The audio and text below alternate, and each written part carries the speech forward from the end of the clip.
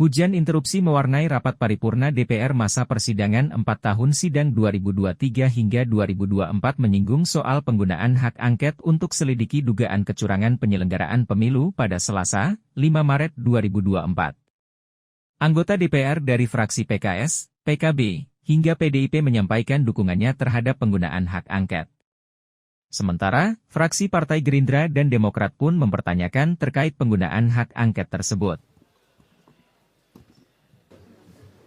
Baiklah saudara-saudara sekalian, sebelum kita menutup sidang Dewan, tadi ada beberapa rekan yang mau menyampaikan aspirasi, waktu kami persilakan. Bismillahirrahmanirrahim. Assalamualaikum warahmatullahi wabarakatuh. Ketua dan anggota Dewan yang kami hormati, serta seluruh hadirin yang berbahagia, saya Aus Hidayat Nur, anggota DPR RI, fraksi PKS, Dapil Kalimantan Timur, nomor anggota A455. Ingin sampaikan aspirasi sebagian masyarakat agar DPR RI ini menggunakan hak angket untuk mengklarifikasi kecurigaan dan praduga masyarakat atas sejumlah permasalahan dalam penyelenggaraan pemilu 2024. Alasannya, pertama, perlu diingat bahwa pemilu 2024 merupakan momen krusial bagi bangsa Indonesia. Gelaran demokrasi ini harus tetap dijaga agar terlaksana dengan langsung, umum, bebas, rahasia, jujur, dan adil. Kedua, munculnya berbagai kecurigaan dan praduga di tengah masyarakat perihal terjadinya kecurangan dan pelanggaran dalam penyelenggaraan pemilu perlu direspon DPR RI secara bijak dan proporsional. Hak angket adalah salah satu instrumen yang dimiliki DPR dan diatur dalam Undang-Undang Dasar, dan undang-undang bisa digunakan untuk menjawab kecurigaan dan praduga itu secara terbuka dan transparan. Jika memang kecurigaan atau praduga masyarakat itu terbukti, bisa ditindaklanjuti sesuai undang-undang, dan jika tidak terbukti, ini bisa mengklarifikasi dan menjaga integritas pemilu, sehingga kita bisa meresponnya secara bijak dan proporsional. Demikian interupsi kami sampaikan. Terima kasih atas perhatiannya. Wabillahi taufiq wal hidayah. Assalamualaikum warahmatullahi wabarakatuh. Baik.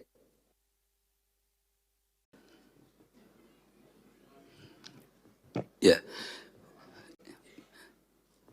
Bismillahirrahmanirrahim. Assalamualaikum warahmatullahi wabarakatuh.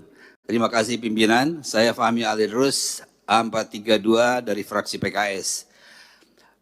Akhir-akhir ini saya prihatin terdengar wacana perbincangan tentang biaya operasional sekolah yang dikait-kaitkan dengan program makan siang gratis. Kami ingin sampaikan bahwa sesungguhnya perbincangan program makan siang gratis yang merupakan program janji dari Capres-Cawapres di periode kampanye kemarin sesungguhnya belum layak untuk diperbincangkan. Apalagi kemudian terdengar wacana bahwa program tersebut akan menggunakan program BOS, biaya operasional sekolah. Kita pahami adalah biaya yang sepenuhnya dipergunakan untuk meningkatkan mutu pendidikan kita. Masih banyak persoalan-persoalan pendidikan di negeri kita. Persoalan guru, persoalan infrastruktur, sarana prasarana sekolah yang masih sangat memerlukan pendanaan.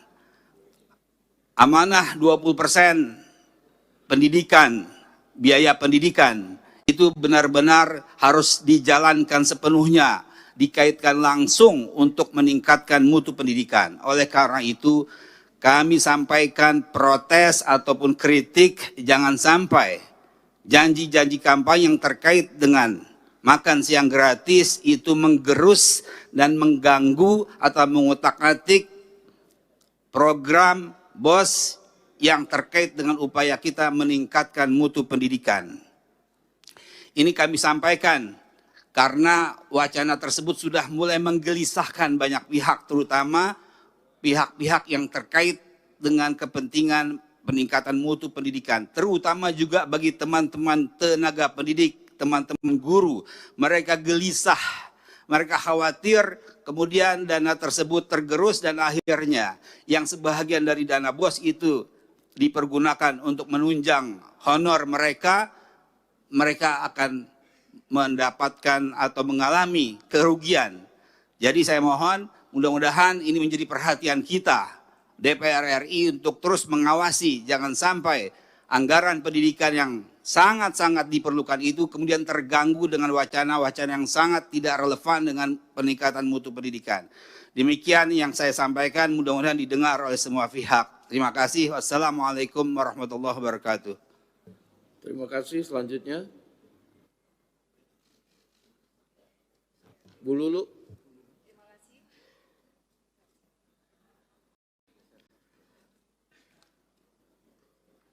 Tolong Pak Fahmi, mikrofonnya dimatikan. Ya, bismillahirrahmanirrahim. Assalamualaikum warahmatullahi wabarakatuh. Saya Nur Hamidah dari fraksi PKB daerah pemilihan Jawa Tengah 4. Yang saya hormati pimpinan DPR, Bapak Ibu anggota dan seluruh rakyat Indonesia yang menyaksikan rapat paripurna kita di pagi hari ini.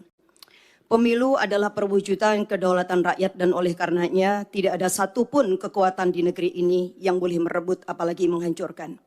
Karena ini terkait dengan daulat rakyat, maka pemilu haruslah berdasarkan pada prinsip kejujuran, keadilan, tanggung jawab, dan etika yang tinggi.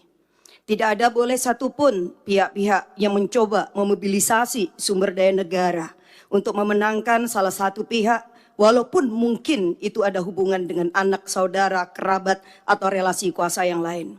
Pemilu tidak bisa dipandang hanya dalam konteks hasil. Lebih dari itu, konteks proses harus juga menjadi cerminan kita semua untuk melihat apakah pemilu telah dilangsungkan secara jujur dan adil. Jika prosesnya penuh dengan intimidasi, apalagi dugaan kecurangan, pelanggaran etika, atau politisasi bansos, intervensi kekuasaan, maka tidak bisa dianggap serta-merta pemilu selesai saat pemilu telah berakhir jadwalnya. Saya adalah salah satu pelaku sejarah gerakan reformasi 98. Sepanjang pemilu yang saya ikuti semenjak 99, saya belum pernah melihat ada sebuah proses pemilu yang sebrutal dan semenyakitkan ini, di mana etika dan moral politik berada di titik minus kalau tidak bisa dikatakan di titik nol. Ketika para akademisi, para budayawan, para profesor, para mahasiswa, bahkan rakyat biasa sudah mulai berteriak tentang sesuatu yang dianggap ada kecurangan, maka saya kira alangkah naifnya kalau lembaga Dewan Perwakilan Rakyat hanya diam saja dan membiarkan seolah-olah tidak terjadi sesuatu. Tanggung jawab moral dan politik kita hari ini adalah mendengarkan suara yang sudah diteriakkan ataupun suara yang tak sanggup disuarakan. Silent majority saya kira akan sepakat dengan kita untuk melakukan langkah-langkah konstitusional, apapun langkah-langkah itu. Dan hari ini kami menerima begitu banyak aspirasi dari berbagai pihak bahwa DPR hendaklah menggunakan hak konstitusionalnya melalui hak angket. Dan melalui hak angket inilah kita akan menemukan titik terang seterang-terangnya, sekaligus juga mengakhiri berbagai desas-desus kecurigaan yang tidak perlu. Kita hanya ingin bahwa demokrasi yang kita lahirkan dengan air mata, berdarah-darah, dan bahkan nyawa yang begitu banyak dikorbankan pada tahun 98 tidak berakhir dengan sia-sia. Oleh karena itu pimpinan dan seluruh anggota DPR, saya mendukung hak angket ini kita lakukan semata-mata untuk memberikan kepastian bahwa seluruh proses pemilu 2024 benar-benar dijalankan berdasarkan daulat rakyat, kejujuran, keadilan, etika yang tinggi. Karena disinilah fungsi kita yang sedang ditunggu oleh rakyat. Saya kira ini yang saya sampaikan. Sekali lagi kita tidak boleh tinggal diam, jangan pernah menjadi pengkhianat dan mengkhianatin daulat rakyat. Wassalamualaikum warahmatullahi wabarakatuh.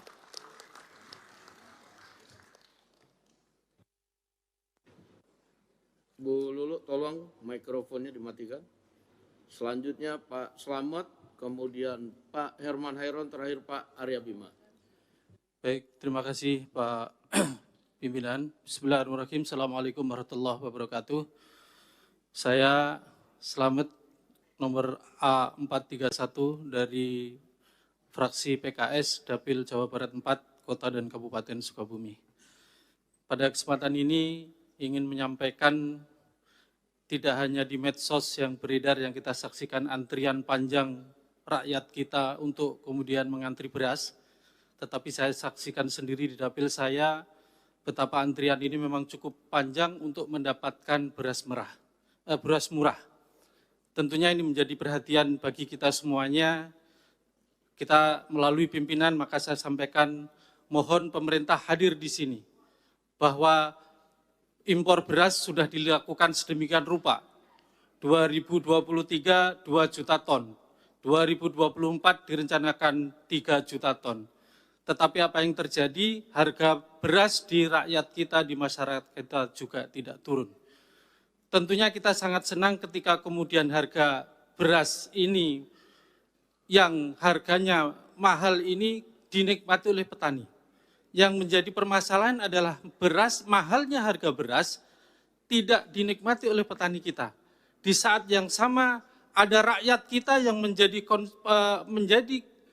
kebutuhan beras ini juga mempunyai hak untuk mendapatkan beras yang terjangkau.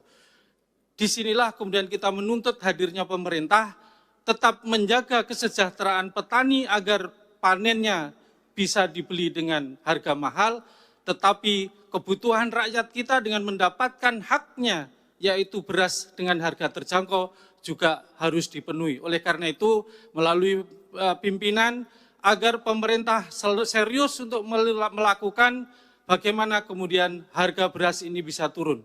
El Nino sudah lewat, tidak menjadi alasan untuk kemudian ini menjadi harga mahal, tidak. Tetapi saya lebih soroti bagaimana keseriusan petani dan keseriusan pemerintah dan kemauan pemerintah untuk mengatur masalah logistik dari pangan kita. Data yang saya dapatkan bagaimana pemerintah hanya membeli 2% dari seluruh petani, potensi petani kita.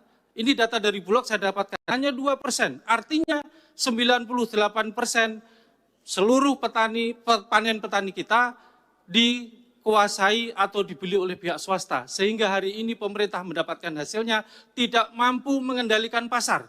Kenapa? Karena pemerintah tidak menguasai stok.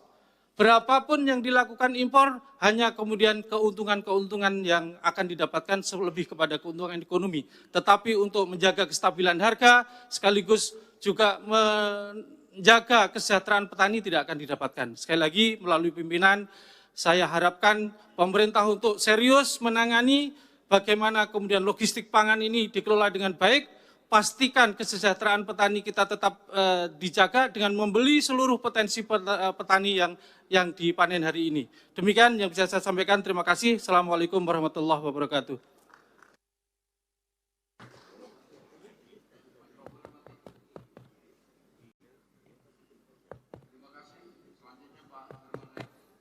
Cek.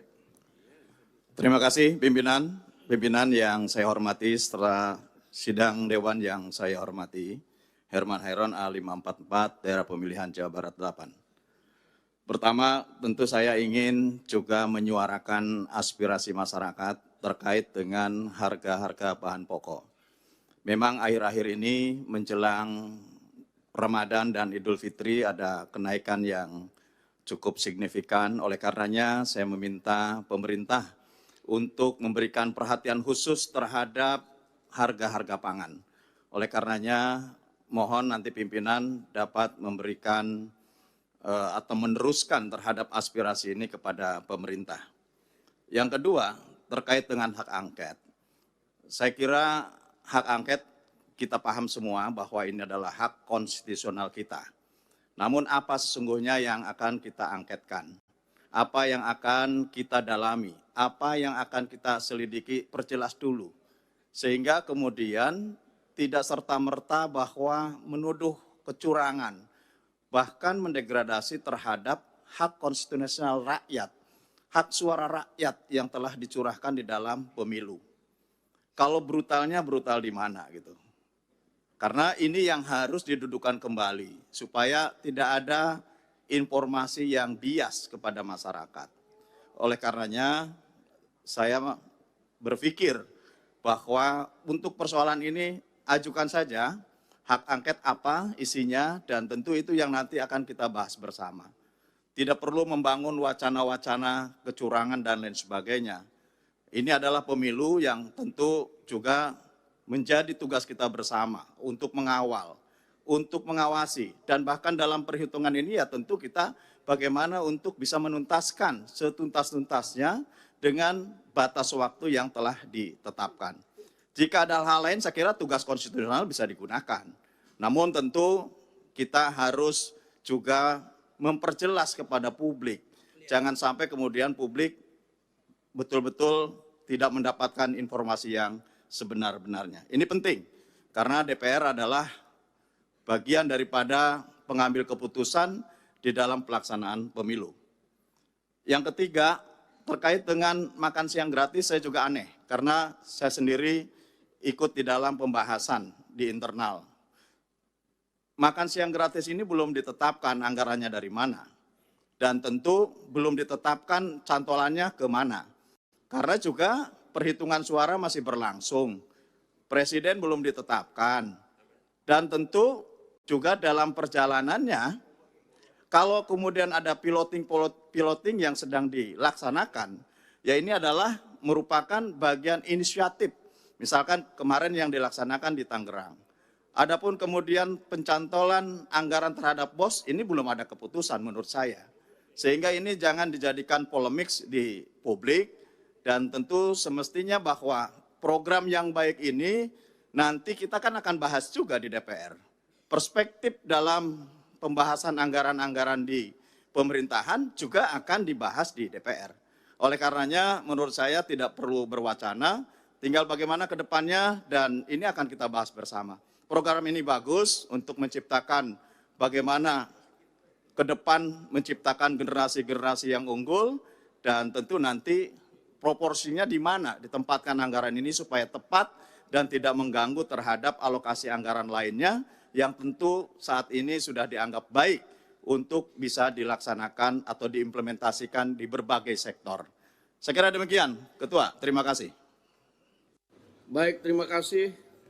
Terdata di meja pimpinan ada 3 lagi, dan saya pikir cukup sampai dengan 3 lagi karena juga waktu semakin siang. Saya persilakan Pak Arya Bima, setelah itu Pak Kamarus Samad dan Pak Johan Rosihan. Setelah itu kita tutup sidang kita. Silakan. Terima kasih pimpinan. Assalamualaikum warahmatullahi wabarakatuh. Salam sejahtera untuk kita semua. Om Swastiastu, Namo Buddhaya, salam kebajikan, Rahayu. Yang saya hormati pimpinan Dewan, yang saya hormati dan saya banggakan kawan-kawan anggota Dewan.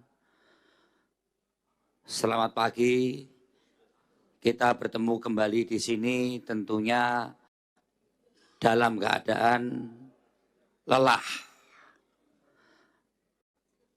Yang jadi kembali untuk periode 2024-2029, walaupun belum ada final dari perhitungan KPU, tapi tanda-tandanya sudah kelihatan, saya ucapkan selamat. Bagi yang tanda-tandanya tidak jadi, tentunya kami ikut merasakan hal-hal apa yang diserahkan kawan-kawan, situasi lapangan elektoral pemilu kemarin. Kalangan rohaniwan, kalangan budayawan, kalangan cendekiawan, menyerukan hal-hal yang perlu kita cermati betul untuk pemilu, pilkada maupun pemilu ke depan. Untuk itu pimpinan, kami berharap pimpinan menyikapi dalam hal ini. Mau mengoptimalkan pengawasan fungsi komisi, atau interpelasi, atau angket, ataupun apapun. Supaya pemilu ke depan, kualitas pemilu ke depan, itu harus ada hal-hal yang dilakukan dengan koreksi, mengkoreksi aturan-aturan kita, maupun mengoptimalkan pengawasan kita sebagai anggota legislatif yang tidak ada taringnya, yang tidak ada marwahnya di dalam pelaksanaan pemilu kemarin. Walaupun tanda-tanda itu sudah kelihatan sejak awal. Yang kedua pimpinan mengenai masalah perut rakyat, yaitu masalah beras. Hari ini saya membaca di media mainstream, media online, kita tidak bisa lagi menyandarkan pada pangan impor. Thailand menutup impor beras atau ekspor beras ke kita. Vietnam menutup ekspor beras ke kita. India juga demikian. Kalau kita ada defisit neraca suplai beras, kita kadang menyandarkan itu pada kebutuhan untuk kita impor. Untuk kali ini negara-negara tersebut menutup untuk melakukan ekspor beras atau untuk kita impor. Demikian juga ramalan produksi nasional kita. April baru dimungkinkan ada panen. Dari panen kemudian sampai diproduksi sampai beras itu ke pasar itu butuh 1 bulan. Berarti April, Januari, Februari, Maret, April, Mei kita akan ada bulan Ramadan dan juga Idul Fitri. Untuk itu pimpinan saya mengusulkan DPR membuat tim khusus untuk masalah perberasan nasional ini. Walaupun informasi-informasi dari pemerintah ketersediaan itu ada, tapi apakah mencukupi dan ketersediaan itu harganya terjangkau oleh masyarakat khususnya beras medium, pimpinan saya kira perlu bersikap untuk itu. Ya. Ini sangat penting karena jangan sampai krisis pangan ini berpotensi menjadi krisis sosial, bahkan sangat mungkin menjadi krisis politik, apalagi situasi-situasi pasca pemilu ini juga belum beres. Kita masih akan banyak persoalan-persoalan di Mahkamah Konstitusi. Hari ini pun di luar juga ada demo-demo.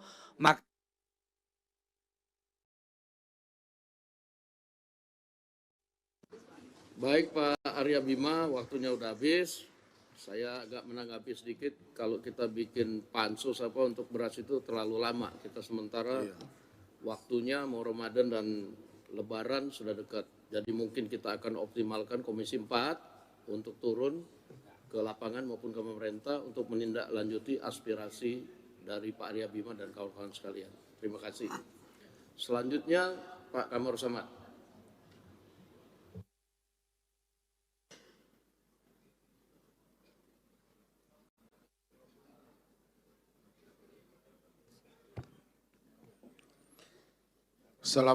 Assalamualaikum warahmatullahi wabarakatuh.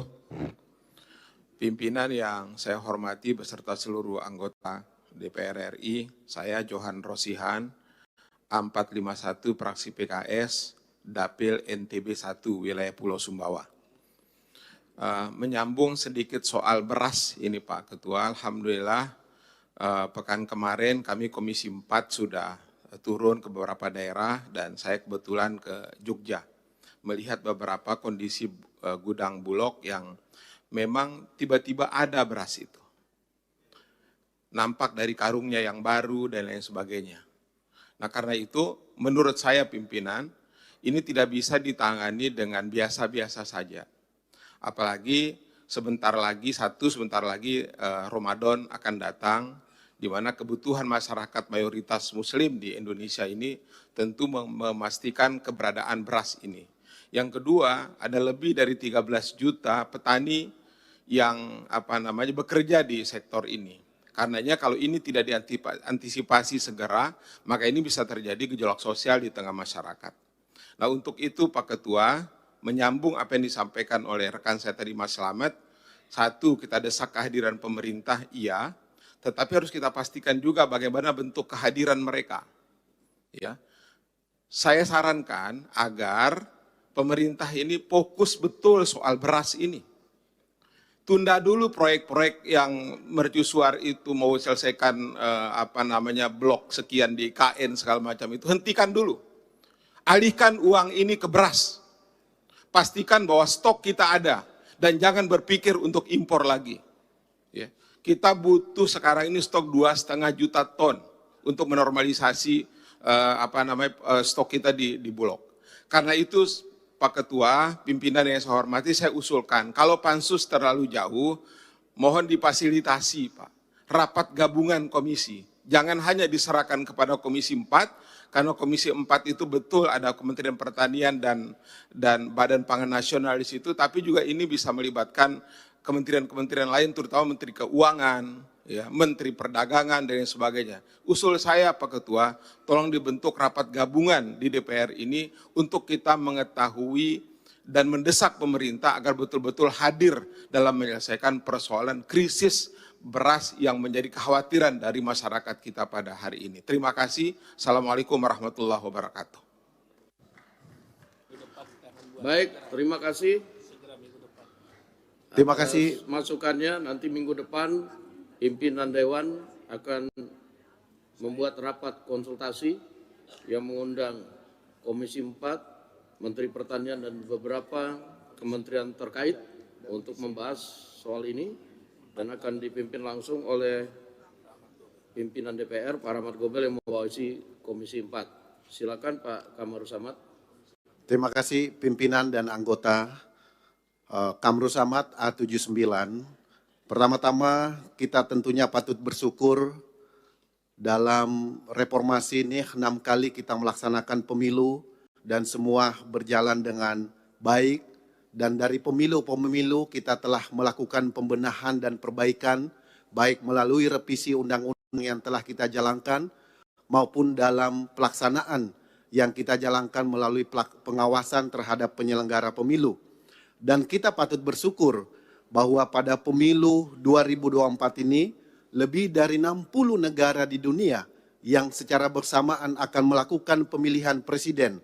Indonesia merupakan negara terbesar, mencapai 164 juta partisipasi rakyat. Lebih besar daripada pemilu terakhir di Amerika yang hanya mencapai 158 juta partisipasi. Ini menunjukkan bahwa Indonesia sebagai negara demokrasi terbesar di dunia telah mampu memberikan ruang konstitusional kepada rakyat Indonesia untuk menggunakan haknya. Karena itu, kami di lapangan tentu juga mendengarkan aspirasi yang berkembang. Aspirasi yang sangat mendesak bagi mereka adalah pengangguran, penciptaan lapangan kerja, bukan hak angket. Yang diperlukan mereka justru adalah hak para sopir angkot. Hak para sopir angkot, ribuan bahkan puluhan ribu yang anak-anaknya mereka, masa depannya, sekolahnya belum tentu mereka bisa memenuhi kebutuhan dasar mereka. Kita bisa menyaksikan bagaimana masyarakat kita hari ini kerja hari ini hanya untuk makan besok. Bahkan kalau mereka sakit hari ini maka besok dia harus utang di warung. Inilah aspirasi yang sangat mendesak, yaitu menciptakan lapangan pekerjaan. Dan karena itu saya ingin mengingatkan, jangan sampai respon dari teman-teman yang tidak siap kalah menunjukkan dalam sejarah kita merupakan respon terburuk sepanjang pemilu reformasi ini. Kenapa demikian? Karena belum menggunakan instrumen hukum yang telah digunakan, disiapkan, disediakan oleh undang-undang, sudah menuduh pemilu ini curang. Ini berbahaya sekali bagi kelangsungan demokrasi kita dan masa depan bangsa kita ke depan. Yang ketiga, yang saya ingin sampaikan bahwa sebagai anggota DPR seharusnya kita mengetahui tentang tata laksana pembahasan APBN kita. Menyangkut program makan siang gratis adalah program yang dinantikan oleh banyak sekali masyarakat di Indonesia. Itu tentunya harus dimulai dari usulan pemerintah melalui KEM PPKF, melalui RKP, dan seterusnya. Dan itu memerlukan waktu dan tahapan dalam pembahasan. Sehingga kita tidak perlu terpengaruh menyangkut alokasi, relokasi, dana BOS, dan seterusnya. Karena justru kita bisa mendistorsi edukasi di tengah-tengah masyarakat. Yang terakhir, pimpinan yang saya ingin sampaikan adalah berkaitan dengan persiapan Ramadan, Idul Fitri, dan juga pilkada serentak. Memang harus kita pastikan kestabilan harga kebutuhan bahan pokok bagi masyarakat. Demikian pimpinan, selanjutnya kami kembalikan. Baik, terima kasih. Sidang Dewan yang kami hormati, hadirin yang kami muliakan, dengan seizin sidang Dewan, maka perkenanlah kami menutup rapat paripurna dengan ucapan Alhamdulillahirrahmanirrahim. Wassalamualaikum warahmatullahi wabarakatuh. Om Santi Santi Om, Namo Buddhaya, salam kebajikan.